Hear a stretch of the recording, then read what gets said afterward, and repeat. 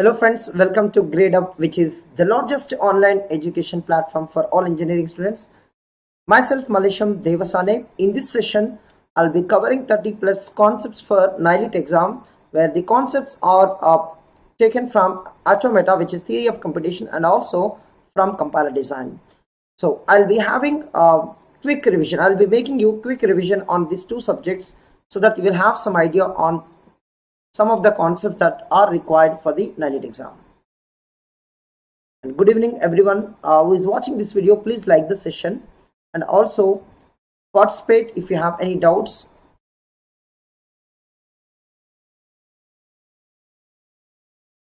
Right, good evening Nishat, good evening. Yeah. So I have almost 13 years of teaching experience and did MTech from IIT Bombay, selected for various jobs.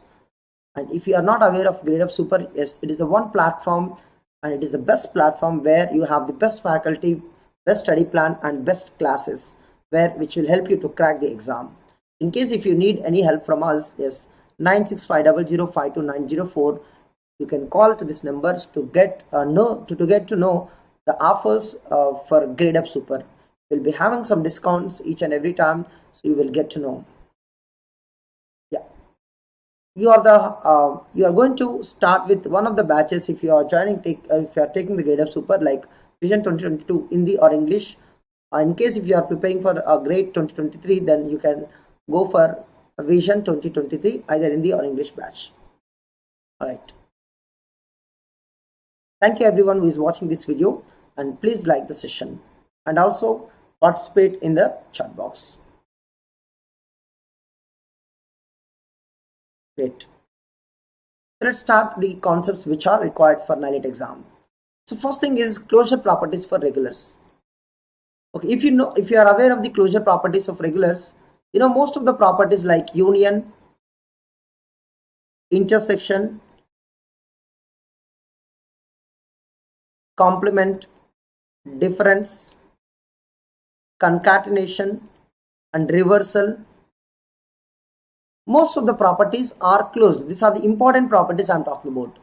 These are closed for regular languages. When it comes to not closed, there are very few, like subset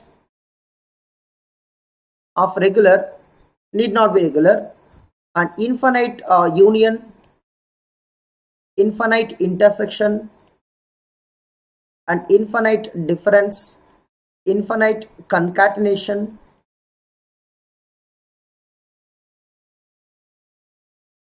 like infinite subset and infinite substitution. These are the main operations which are not closed for regular languages. Yeah, I hope you know about this. Are you there guys? Because I can't see any text in the chat. In case if you are watching recorded, yes, you can also post your doubts on in the comment section. Fine. These are the closure properties which are important closure properties that I'm talking about. Second one, number of states in minimum DFA. So in case if anybody asks, over sigma is equal a comma b, phi, or L is equal to sigma star. I'm just assuming. Yeah, good evening Sashikala. Sigma is equal to a comma b, and L is equal to starts with a, ends with a, or containing a. There are various languages which will be important for the exam point of view. They will ask how many states. Then here you just require one state, just one state for the first problem. Second problem, a plus b whole star, which also requires one state. And in case if you have already practiced about this construction, yes, you can easily answer it. Third one, starts with a. Starts with a, how many states required? Starts with a. And there is a dead state also. In case if b comes, then you should go to dead state. Yeah, good evening Sajid. N plus 1 means N is what? 3 states. And ends with A, you just require 2 states. One is ends, another one is not ends with A. There are 2 states required. Containing A also 2 states required. So in case if you have practiced this number of states in minimum DFA, yes, one of the concept will be very smooth for you. Of course, in half an hour, we cannot complete the whole topic, even construction, right? In 1 hour also, we cannot complete it. So I'm just giving a hint, you need to practice number of states in minimum DFA. You will be having the questions like, what I have written on this slide. Yeah, good question, Nisha. Sometimes when you are not able to understand, you can ask the doubts. What is the difference between union? Union means it's applied for 2 languages, like, regular, union, regular. So we are saying it is regular, always. You have an algorithm to prove it, compound machine. You can use a compound machine or epsilon machine, epsilon NFA you can apply. An infinite union means you have infinite regular languages like regular 1, union regular 2, union regular 3, and practically impossible that. Only theoretically we are speaking. The answer is need not be regular. It's not practical, it is theory. Subject itself says theory of computation. And practically you cannot implement this infinite union concept. But theoretically, yes, we can understand. So infinite languages, infinite regular languages, if you do the union, then a result may or may not be regular. Is it clear? Union is applied for 2 languages. Infinite union is applied for infinite number of regular languages. Is it clear? Of course, you need to work on examples to understand why closed, why not closed. So I'm leaving that to you. Otherwise, you can attend my free classes and ask on Gradeup when I am discussing about closure properties. I will help you. Fine, good. Similarly, practice number of states for various problems which can be easy for the exam point of view. Identify equivalent regular expression. Sometimes they will give you A plus B whole star. And options will be like this. A star, B star. Option B, A star plus B star. Option C, A star, B star, whole star. Option D, A plus B plus whole star. Tell me, A plus B whole star is equivalent to dash. This kind of questions are very famous in TOC.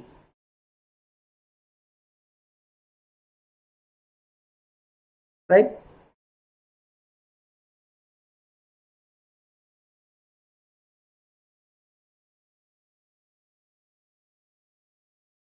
Yeah.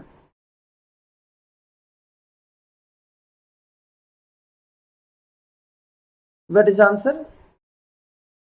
C. A star, B star, whole star.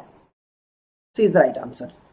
And such questions you can practice a lot in a TOC. Identify equivalent regular expression for the given regular expression. Right. And concept 4.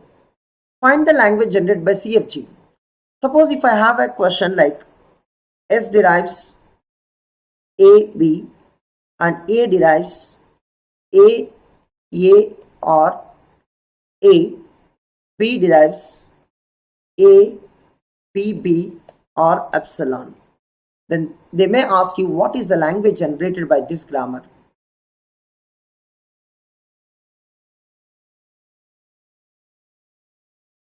Yeah, anybody? And to understand the language generated by the given grammar, you should find out the languages generated by each non-terminal so that you can find by S. So first do on capital B, then understand capital A, then go for capital S. It will become so easy.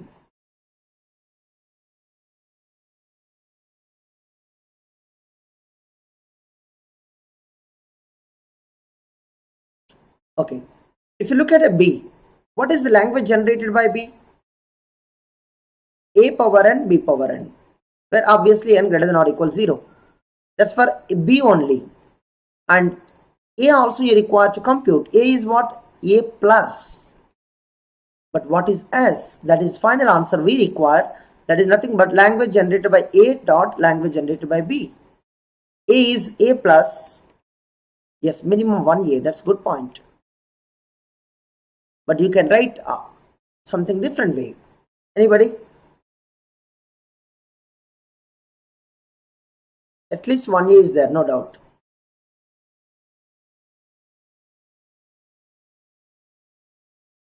Clear? Definitely is more than B's, right? So somebody can write A power I, B power J, I definitely greater than J. J is, you can say, greater than or equal to 0. I never be is 0, remember that. Because A plus always there.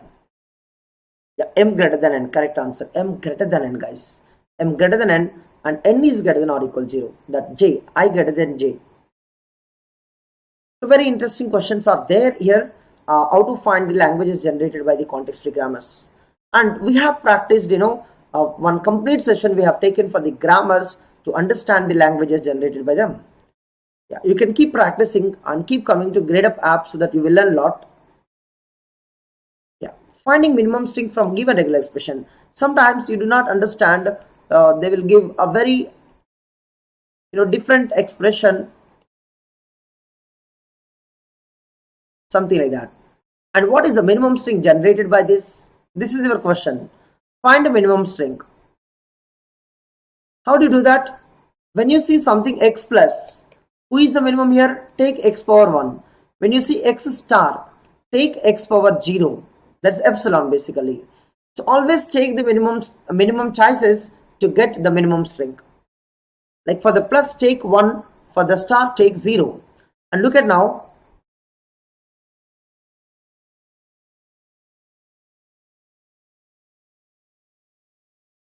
Whole plus, if it is whole star, I could have taken 0. But 1, you have to go inside at any cost. A power 1, B power 0 and whole. Star is not there, plus is there. So power 1, inside A becomes, no doubt. Outside A is there. So if you look at the minimum string, A, because B power 0 is epsilon, A, B, A. A, B, A. Come on, Navnit. Rajit is right. Double A, B, A is the minimum string. When will you get A? If you have, instead of whole plus, you have a star A, then you can take power 0 A. Then that time it gets A. Anyhow, we have not considered this one, right? If this is whole star, then you will get power 0. Got it? Okay. Finding number of parses for given string. Suppose you will be asked with some. Okay, you will be having some kind of grammar.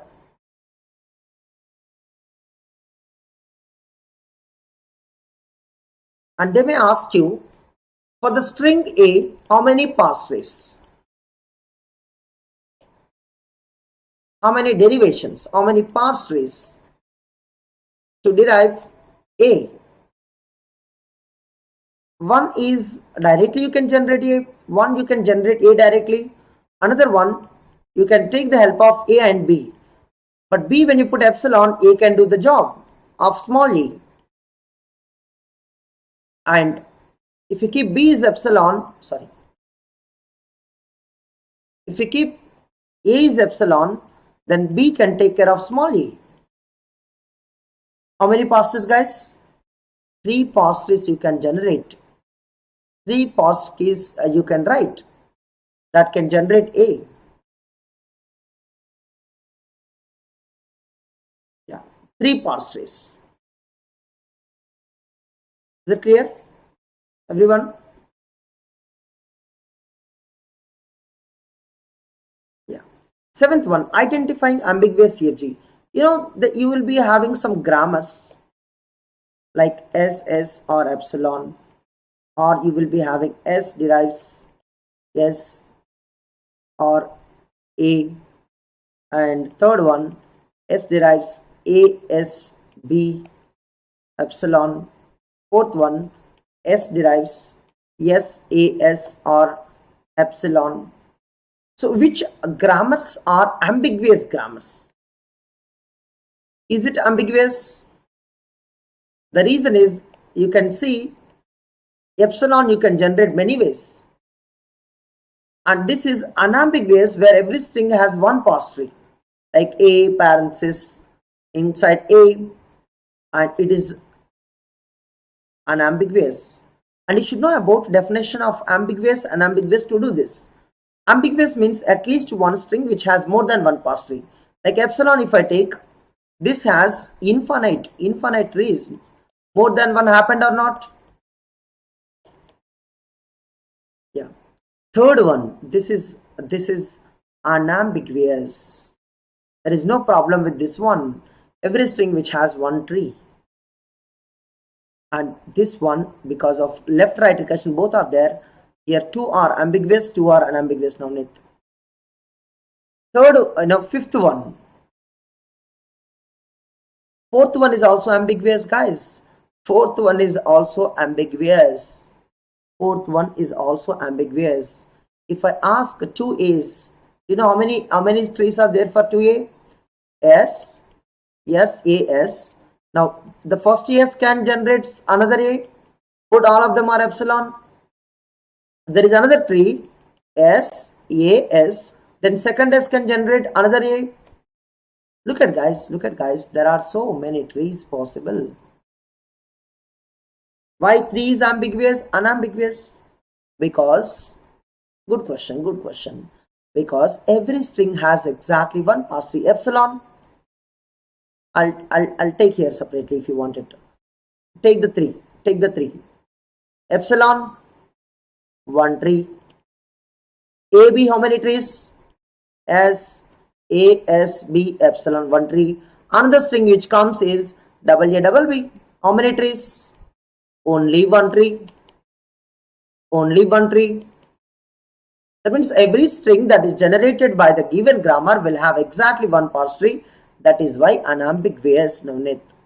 Everybody? Similarly, 2 also, every string has exactly one parse tree. Got it?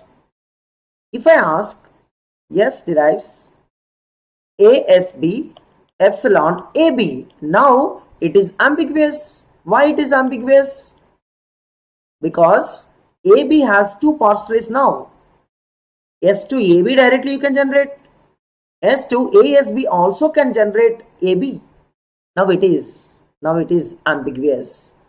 If you want to know, this is ambiguous, this is unambiguous, third one is unambiguous, fourth one is ambiguous, fifth one is also ambiguous. Yeah. Good evening, Nishu.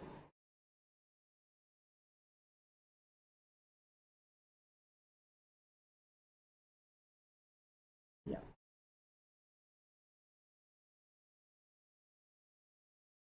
Right.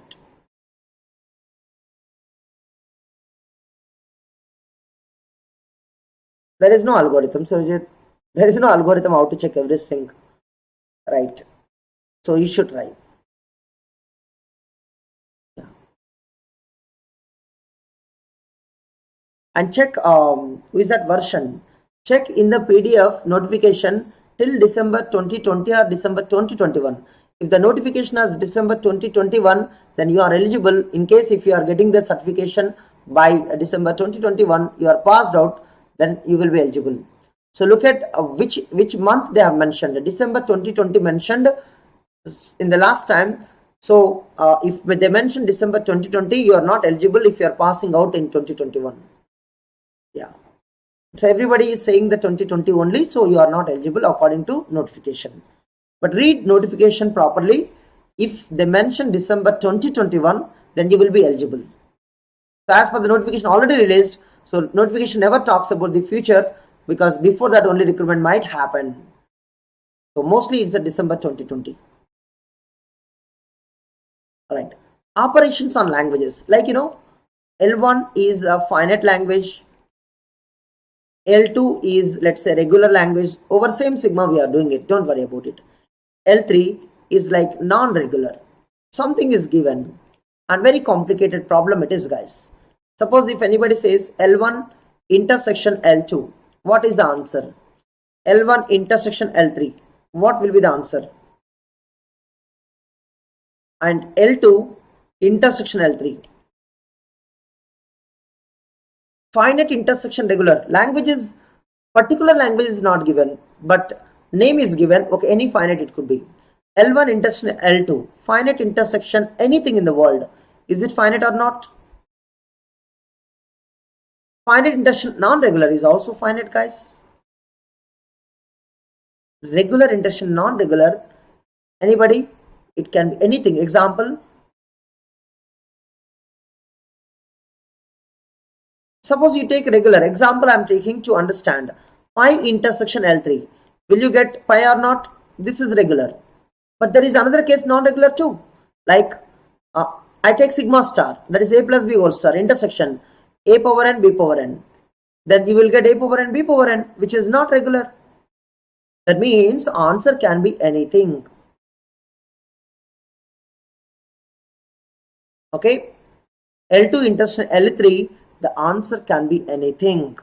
You cannot answer regular, you cannot answer non-regular, because it may be regular, may not be regular. Clear, everyone?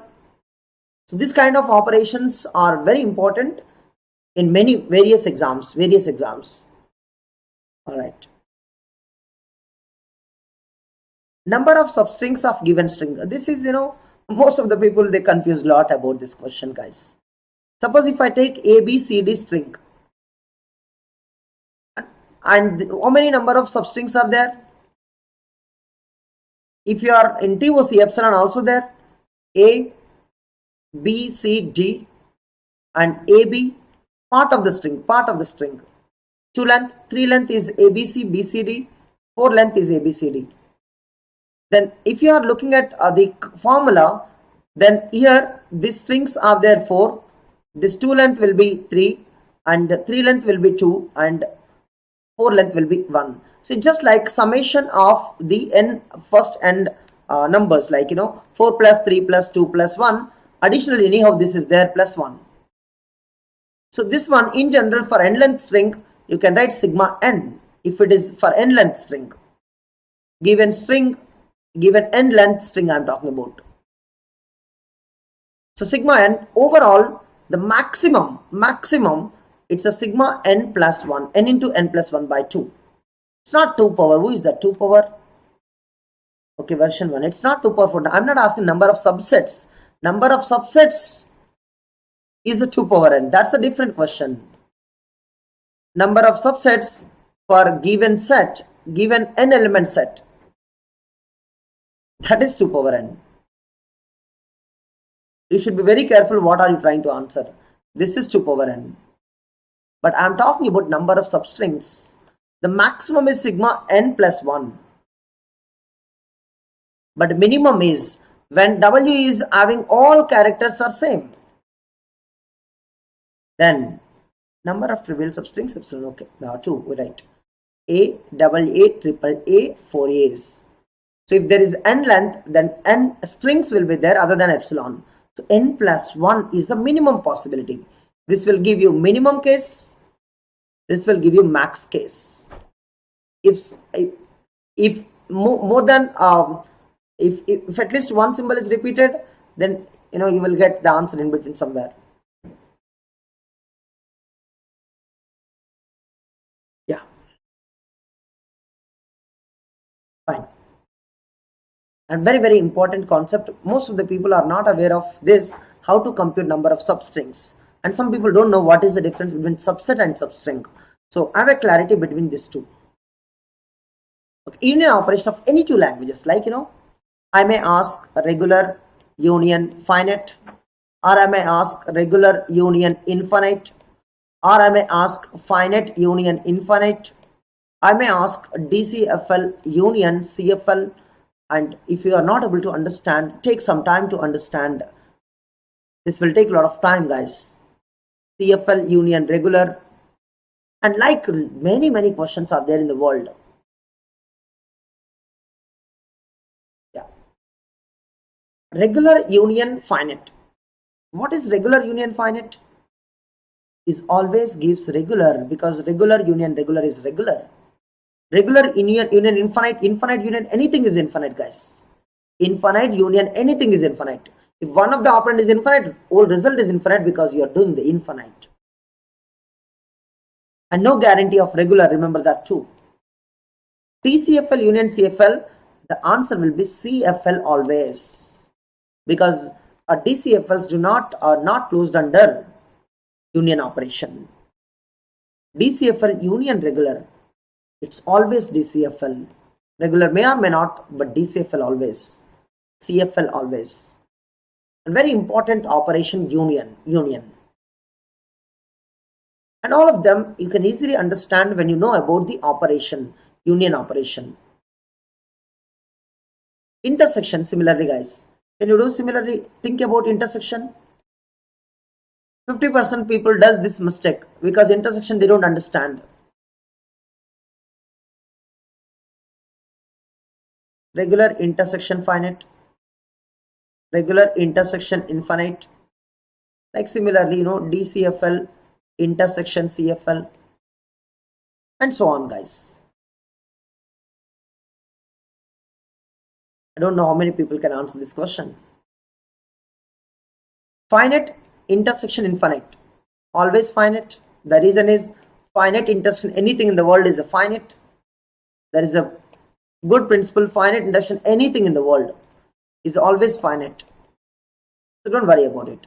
Regular intersection finite, that is also finite, because one side finite language is there. Regular intersection infinite, don't know, anything can happen. You cannot answer regular, you cannot answer infinite, you cannot answer finite too, because anything is possible, everything is possible. For every answer there is one example. DCFL intersection CFL, it's actually need not be even CFL, it is CSL, but that's a very complicated one.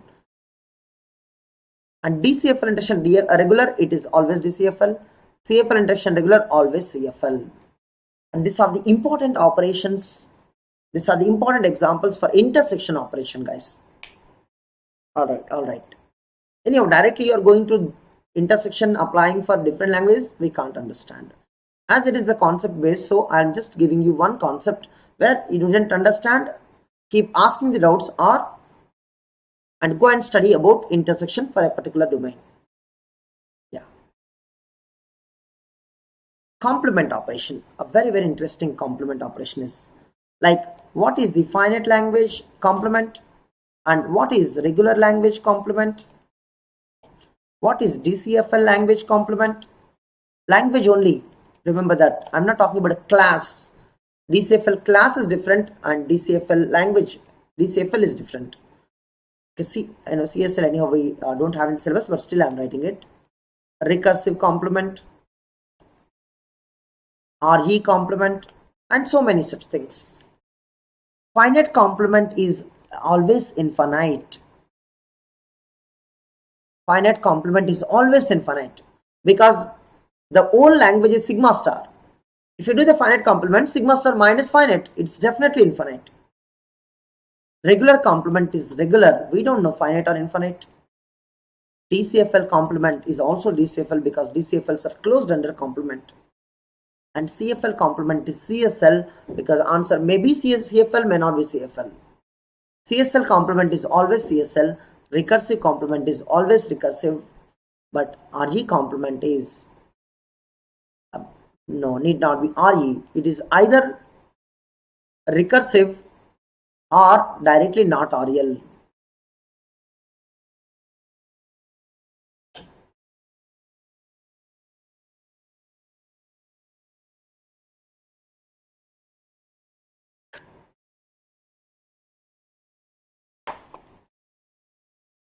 Yes, guys.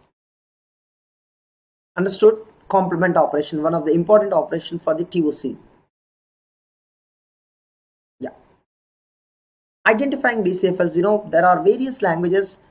Identifying is really time taking for the beginners. Like A power n, B power n, where n greater than or equal 0. DCFL, like W hash W power R, where W belongs to anything 0, 1 or E, B whole star. 3. a power m b power n such that m equal to n or m equal to 2n. And if you talk about these languages, first one is the DCFL, where every A you push and every B you pop one A. And here also entire W form you push onto the stack. Once hash comes, change your mind, change your logic, and W power R pop in reverse order. This is also DCFL, but the last one, it's not a DCFL. Why? Because you don't know. A's you might push one A for each A, each input A. But B, what do? This says that pop one A, and this says that there are twice A's, so every B pop one A. So we have a confusion. That every B you need to pop two A's.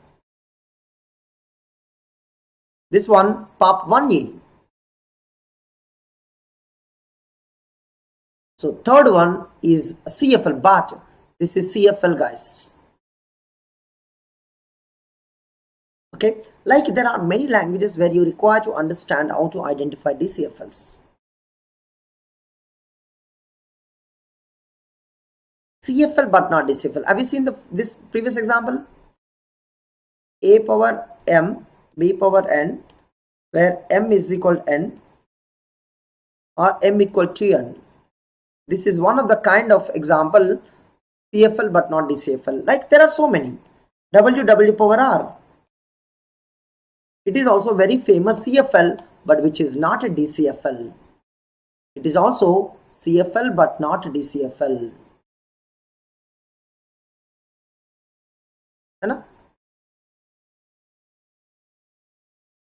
Closure properties for DCFLs, guys. If anybody asking, sir, which of the properties are closed for DCFLs, you can simply remember, like, complement,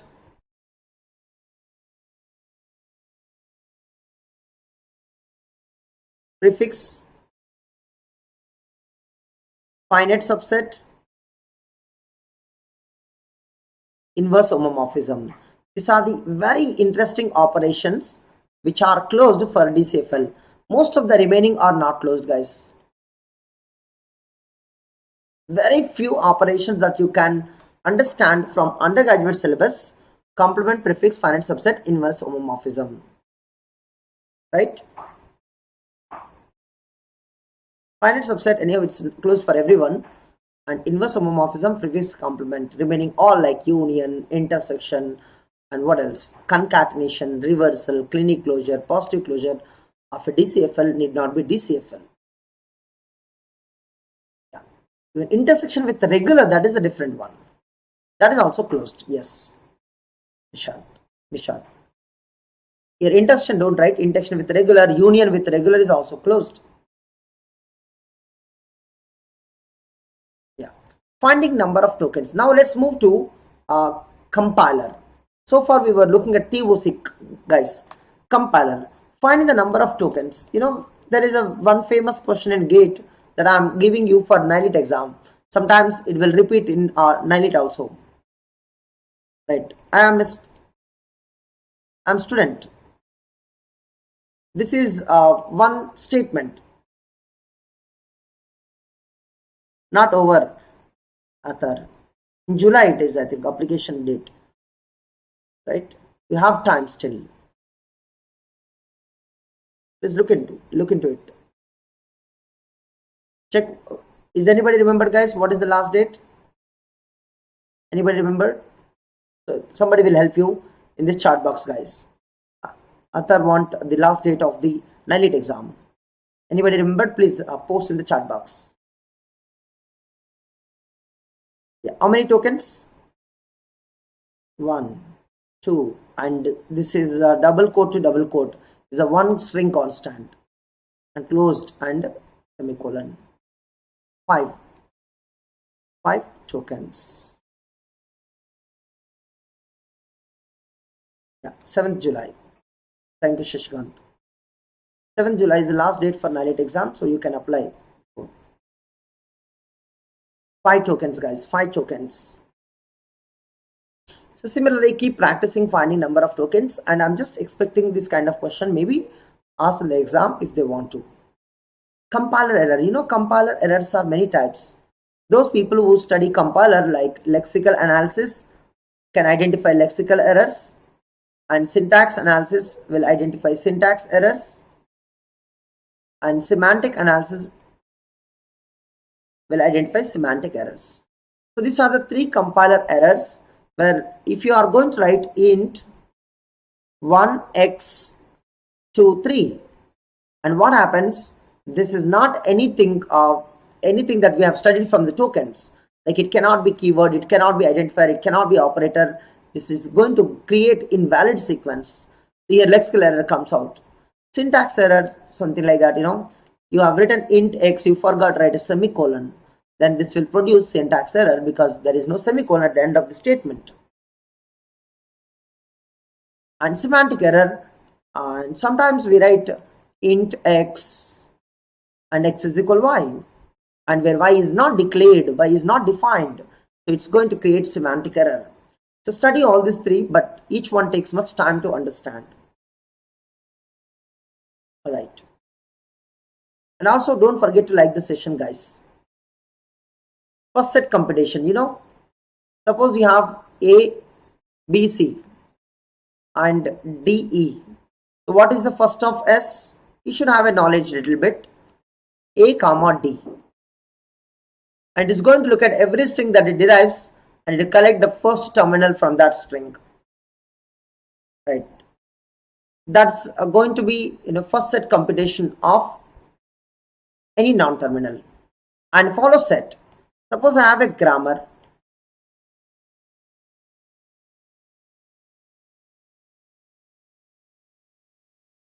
Then first of S is very easy. You already did that. First of S nothing but open parenthesis A, C, because this will create the first terminal. But what is the follow of S? Follow of S, without looking at the grammar, dollar comes out, and here after S, right parenthesis, and after S, B comes, so B. So total 3 terminals comes there. A is not there, right? In the follow, close parenthesis, and D as well as dollar. It's a B, sorry. It's a B. Dollar, close parenthesis, and B. B for Bombay. Yeah, Nishat, right. Everyone? And identify LL1 grammar. And when somebody is giving a grammar, how do I know? Is it LL1 grammar or not? Is this LL1 grammar or not? Here, without looking anything, you can see that there is a left recursion. Left recursion is there. If left recursion is there, then it is not LL1. You know that. And you forgot this concept. Still you can do. First of AB, intersection, first of SD. Check it. Here you get A, here you get even A only again. So this is gonna be not empty, right? Any two productions, their first symbol is same, then you will get a problem for LL1, not LL1. Similarly, previous examples that we have done, A,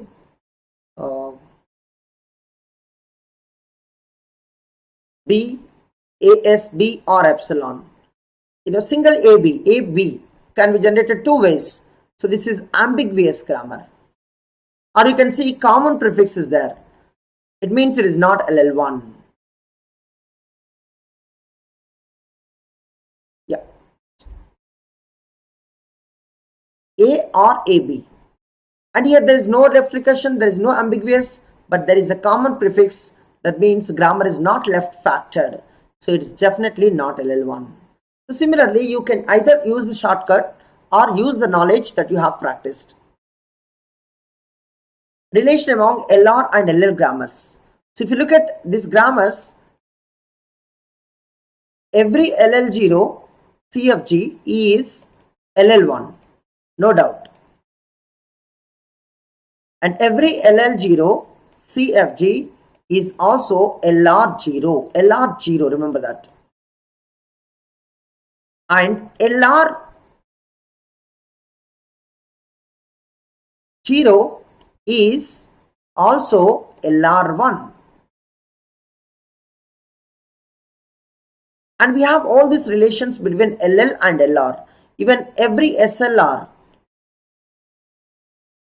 is LELR1, and every LELR1 CFG is definitely LR1. LR1 means CLR1, right? Every CLR1, that means LR1, is unambiguous. Unambiguous, no need to be CLR1, but CLR1 is unambiguous. Yeah. So all these relations are very important for the exam oriented. They could be asked directly, where which grammar is also having other names. Because LL0 can be in LL0 class, or you can say it can be in LL1 class. That's why you can have two names for LL0. LL0 is LL1, LL0 is what else? LR0, many names for LL0. Implication names only. Yeah. What is operator grammar, guys? Now, if you are talking about operator grammar, look at this one. Look at this one. Two consecutive non-terminals should not appear in operator grammar. And not only that, if you have any epsilon, and even null production should not be there. The null rule should not be there. So these are the two rules to understand operator grammar. So if anybody writes S derives A, S, B, or C, yes, it is operator grammar. Because two consecutive non-terminals not there. Should not contain anywhere two consecutive non-terminals.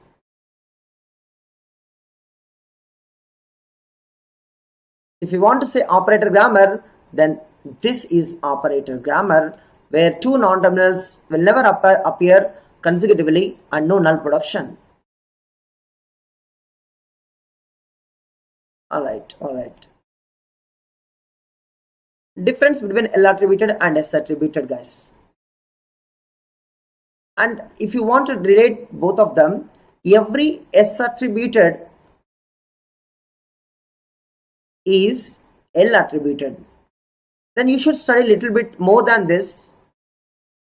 Every S-attributed, because all S-attributed grammars, CFGs are inside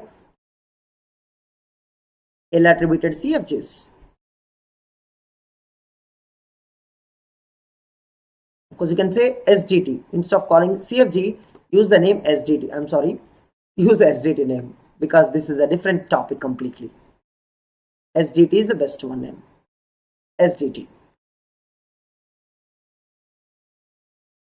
Okay. So every S-attributed is L-attributed, and there are rules, and just study them. What is S-attributed and L-attributed, you will understand. Intermediate representations, guys. In the intermediate representations, you have 3 address code, you have SSA code, you have a postfix code, and what else you have? Syntax tree, and you have a DAG, directed acyclic graph. You also have control flow graph. And is this enough? No. Even somebody can write 4AC, 5AC if they want it, and so on. And they can create their own representation. And these are the standard representations where most of the textbooks they use it. And similarly, 3 address code versus static single assignment. Suppose I give you a code, guys. A is equal to A plus B. Is it 3 address code? Yes, it is 3 address code, where you are dealing with 3 addresses. But it is not SSA code. How do you know that it is not SSA code? SSA code is also, it is 3 address code only, guys. It is 3 address code only. It is 3 address code, but every variable as a single assignment. You cannot have an assignment multiple times. Like example A, already assigned with some value from outside, then you can't give any other name to the A. So A should have the single definition, single meaning, single assignment, but you are giving two assignments. One assignment already happened before this code and other assignment is coming here. So multiple assignments for the A, so that's not SSA code. But B has a single assignment. But to be SSA code, every variable should have a single assignment. Yeah. And please share this, guys. And control flow graph, syntax tree, and directed acyclic graph, code optimization techniques, and copy propagation. Please study on your own. These are the assignment of 5 questions where you study about what is control flow graph. You have the basic blocks and controls like edges. And what is basic block and what is control, and study in control flow graph. And syntax tree, like every operator, every intermediate node, every non-leaf node is operator. Like, this is a syntax tree where operands are leaf nodes and remaining all operators which are non-leaf nodes. So non-leaf is operator all the time and leaf is operand. That's a syntax tree. That's a syntax tree. So if somebody writing A plus B star C, you can write a syntax tree like B star C, and the result you can add with A. Yeah. And directed acyclic of is also like a syntax tree, but it is mainly used for to eliminate common sub-expressions. It can help us to eliminate common sub-expressions. Like suppose you have written A star B 2 times. A star B addition with A star B. Then why are you unnecessary? If you draw a syntax tree, guys, A star B, again A star B, and you do the addition, which takes much time, right? So what you can do is star A, B, and the same star you can use for the plus left side and right side. And this basically will avoid same computation again and again. You can compute once and you can reuse it. In syntax tree, we don't have such things. Right? If same expression is coming again and again without changing A and B values, you can store A star B somewhere and you can use the output. Okay. And code optimization techniques and what is copy propagation, please take it as assignment.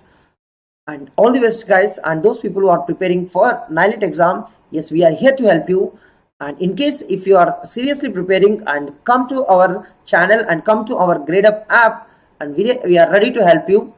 And we are going to start a series on app free classes too soon. It's supposed to start from today, but we have some issue with that. Then we will plan soon. After a couple of days, we are going to start NIELIT classes on app. You can also attend the sessions on app to practice a lot. Yeah. In case if you are not installed the Gradeup app, yes, you can visit tinyurl.com/Gradeup app. You will be redirected to the Play Store and where you can install the Gradeup app. And if you want to visit website, yes, gradeup.co is a website. And what is the advantage of the Gradeup app? Free video classes, free daily quizzes, free previous year questions, and free practice questions, free doubt resolution, and you can create the post on your own. All these benefits at one platform, so I can say it's a one-stop solution for various competitive exams, not only for GATE. If you are preparing for ISRO, BARC, NIELIT, yes, you are at right place. You just need to install the Gradeup.